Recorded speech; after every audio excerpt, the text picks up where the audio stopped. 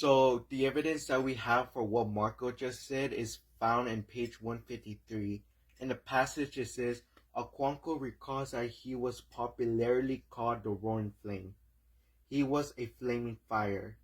How then could he have begotten a son like Noye, degenerate and effeminate? He sighed heavily, and as if in sympathy, the smoldering log also sighed.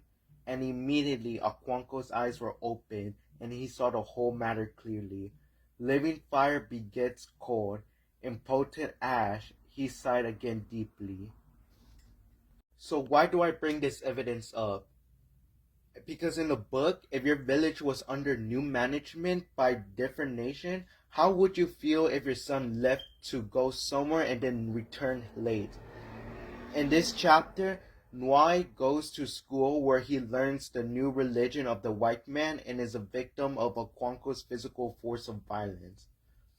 Nwai struggles to break free is like a symbolic meaning of a desire to break free from Aquanco's control to find his identity, which later in the chapter finds his identity in the white man's religion. Aquanco being an authoritarian figure is like a way people do to show dominance and ownership of a situation. A fire grew in him that is burning and spreading within the new man's religion. Every time he hears of the religion, it's like matches that continue to light the fire within him.